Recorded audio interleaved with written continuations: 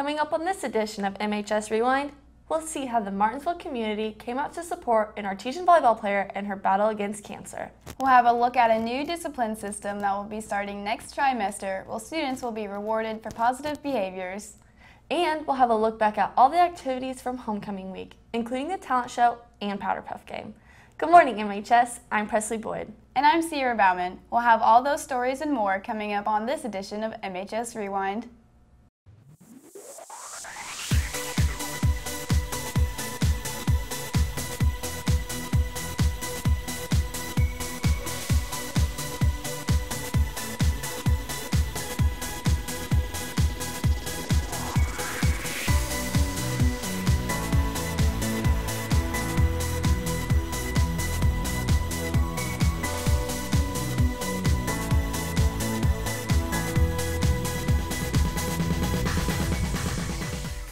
When the volleyball team hosted a state power a few weeks ago, fans packed the gymnasium to show one artesian she has an entire community by her side.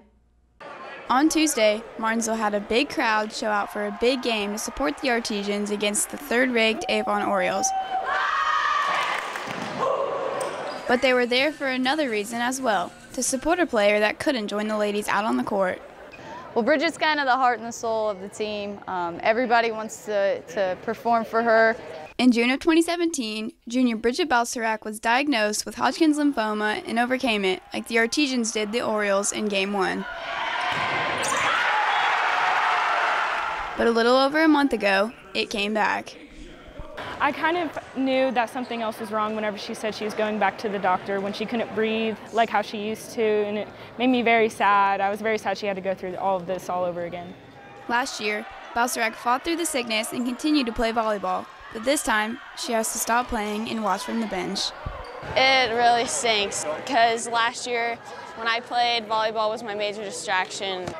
Even though she can't be out on the court this season, Balserac still gets very into games and cheers on her teammates. And her teammates showed their support for her by wearing t-shirts with her number 2 on the back. She wishes she could be on the court doing the same thing that we're doing, and I just want to play hard to win games for her. And before the match, Balserac and her parents were honored out on the court, and the crowd gave them a standing ovation, encouraging her to continue her fight. It was a little tough today, bringing her out. I think that was the first time we all kind of accepted again that it's back. And it was great yesterday when she told us that they're really hopeful that she'll be in remission soon. In the meantime, Balserac will continue to support her teammates in their battles on the court, like they and the fans will continue to support her in her battle off of it. Next trimester, the school will be handling discipline a little differently, merging it with the Pride program and rewarding students for doing the right thing. Style Meckling takes a closer look. 2 weeks ago, teachers handed out tickets to students for good behavior. At the PEP session, students discovered that they were able to win a special lunch with a friend, but ultimately the tickets were part of a bigger plan, the Pride program. So we actually started the Pride program last year. Mr. Dearlove started it with seniors mostly, and it's something that is sponsored by the governor. It's something that gives them something to put on a resume, a job application, college application. Pride stands for persistence, respect, initiative, dependable, and efficient. The program is something that seniors can use to show that they're workforce ready right out of high school. We have business partnerships within the community that will offer them some kind of job incentive. And starting next trimester, the Pride program will be merged with the PBIS discipline program. We did want to start with showing, with rewarding students for doing the right thing. First rewards were tickets. Next is going to be tokens. All of these add up to some incentives the students will be able to buy with their tokens in the new Artie Mart that's going to be launched next try in the bookstore.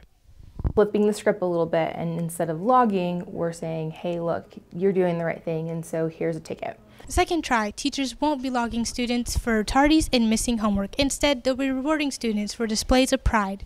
For MHS Rewind, I'm Style Meckling. Now, discipline isn't going away. Teachers are still going to mark tardies in Skyward, and students can still be logged for other violations. The hallways were filled with spirit a few weeks ago as MHS prepared for homecoming. Amy Carroll has a closer look at the week-long celebration. The student council did a lot to get students excited about the homecoming football game. Students participated in Spirit Week, dressing up in themes like jersey and tie-dye.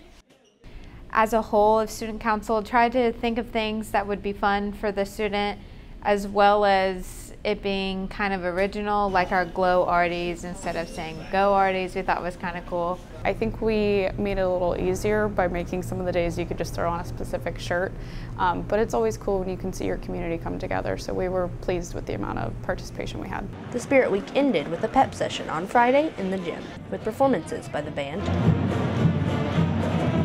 and pop a cappella group Empower. Games between students and staff like tug of war and dodgeball. A pie in the face for 3 staff members, and the usual spirit competition between grades. So the pep sessions are the one time for certain that we were able to cut loose a little bit, and different than a convocation where we have to sit and be quiet, but the pep session it's made for spirit, it's meant for that. At the pep session, students also recognized the homecoming court and their escorts, crowned the new staff homecoming queen and king, and brought out Counselor Julie Presley and her family to show the school's support for her battle with cancer. That evening, at the halftime of the football game, homecoming queen Caitlin Bowles and Princess Gwenny Foley were crowned, and Martinsville managed to bring home a big victory. After the football team won, the school had its annual bonfire and DJ. As Dr. Sears says, it was a community event. So we had folks that were stopping by to donate. The city contributes and they help stack the bonfire. Our help from our fire department as well, and our local police, they block the roads. But our normal, really good school community turnout. For MHS Rewind, I'm Emmy Carroll. Homecoming week kicked off on a Monday and saw the senior Powder Puff team finish off their Powder Puff careers undefeated. Brianna Waltz has the story. W's. On Monday, September 24th, the senior Powder Puff team fought through 2 final games to continue their undefeated streak. I am just so excited right now and so happy because it's awesome being a senior and like winning all 4 years. Like it's like your one goal, like you just have something set in your mind and you're like, I want to do that. And then we come out here and we do it and we're all playing together and it's just all so much fun and I loved it. The girls didn't practice much for the games, but they were able to use past experience to come through and win their opening game against the sophomore team. We practiced one day yesterday for about 45 minutes and we all went over a couple of plays, all pretending like we knew what we were doing, but we didn't, and got out of there real quick, but it all came together in the end. The seniors made it a perfect 6-0 for their Powder Puff careers when they beat the junior class in the championship game 32-0. I feel pretty good that we won for the 4th year in a row. It feels pretty nice, but I'm kind of sad it's over, but high school's got to end sometime. I'm sad that it's over, but I'm glad it happened because all of us come together. Sometimes we don't talk to each other all the time, but we really like understand each other when we're on the field and we understand how everyone's feeling. We know what's going to happen and we just fight through it all and we ended up winning tonight and I love it. It was kind of like the icing on top of the cake for our senior year. It really set the tone for homecoming and it set the tone for our senior boys to go out there and win Friday night. For MHS Rewind, I'm Bree Waltz. On Wednesday during homecoming week, MHS students showed they've got talent during the annual talent show. Riley Dalton has a look at some of the performances. Some students sang, some played an instrument, and some even performed a dance from a popular movie. But they all showed they've got talent during the annual talent show. We expected exactly what we got, a lot of great performers and a lot of great performances. We had a lot of seniors this year, which was a great turnout. And those seniors turned in the top performances of the night. The Garage Band finished in the talent show in first place with their performance of Stranglehold.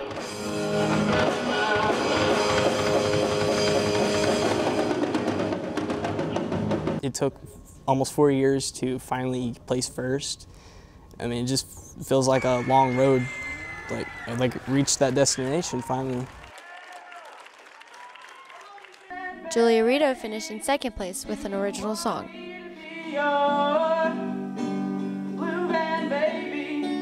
I didn't think I did well enough to deserve a second, so that's pretty cool. It's nice. Got that 4-year-long streak of placing. Woo! And Caitlin Bowles took home third place with the ballet dance.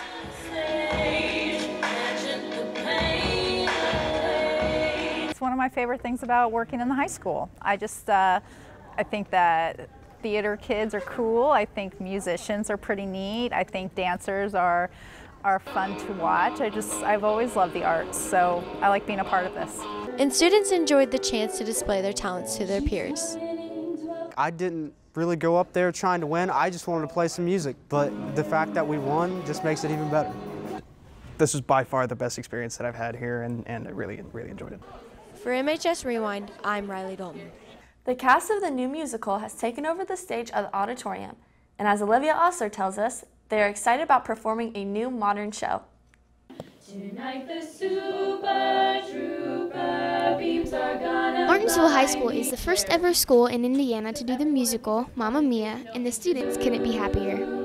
When I found out what the play was at the end of the year last year, and there were a bunch of us who were in the choir room, and we actually screamed. Mamma Mia is very modern compared to the musicals that have previously been done in Martinsville High School.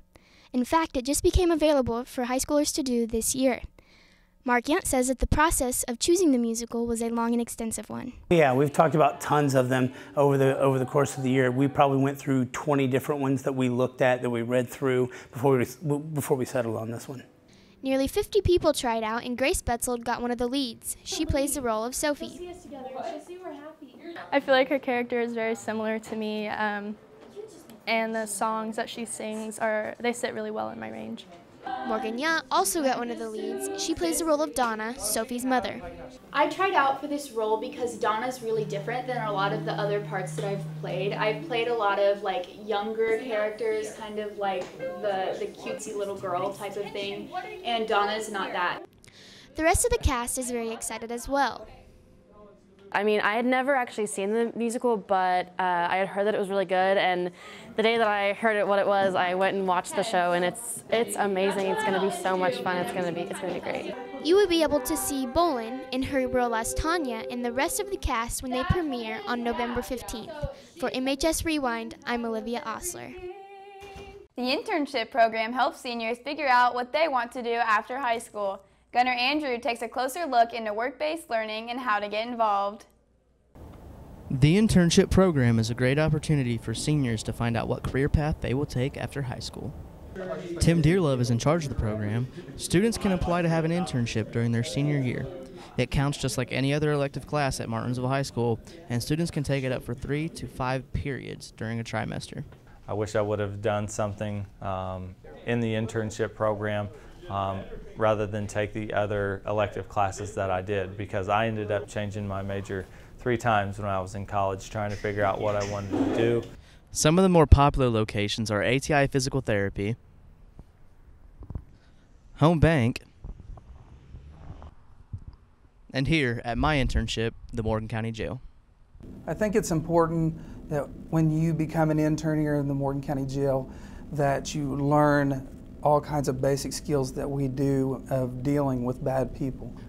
They can come in here and get their foot in the door and really help them understand what law enforcement is about, and it'll also help them understand if that's something that they really want to do in their career. Gave me valuable experience, with the inside look of the law enforcement, the court system, and the inside of the jail. During my internship, I basically did the same stuff I do now. I just get paid for it, which is good. Jacob Nardini is currently doing an internship at Home Bank, and Monica Marino is doing one at ATI Physical Therapy. Both say that students should do the program if they get a chance. It helped me a lot personally, see what I wanted to do in life, give me a look at the industry and how the industry worked. I really like it because I feel like I'm getting a head start on my possible future career. It's really letting me know what's expected of me. The internship program is a great way to find out if that's something you're really interested in doing. Any student who is interested in the internship program should talk to their counselor or Mr. Dearlove and get an application. For MHS Rewind, I'm Gunnar Andrew. And finally this morning, the Martinsville Cheerleading Competition Squad is getting ready for their competition day. We are MHS. We The Martinsville cheerleading competition team is flipping their way to mid-state. This is their 4th year competing, but they're doing something new this year by making up their own routine.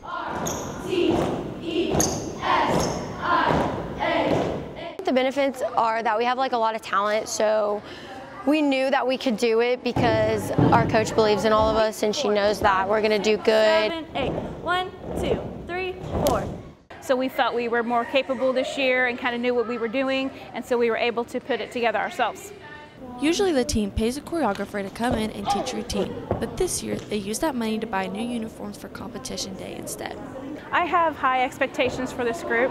Last year we missed 2nd place by 0.3 of a point, so we're going back this year to kind of get ourselves ready and get ourselves able to hit that higher spot in the standings. The routine consists of stunts, tumbling, a cheer, and a dance. The girls practice once a week for 2.5 hours.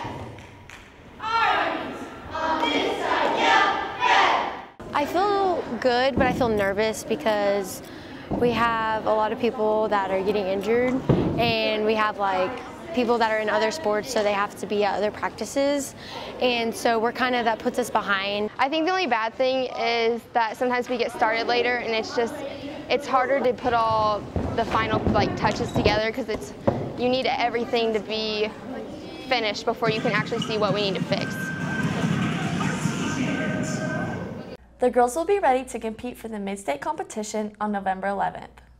That wraps it up for this edition of MHS Rewind. For Presley Boyd and the rest of the RTV2 class, I'm Sierra Bauman. Thanks for watching and have a great day.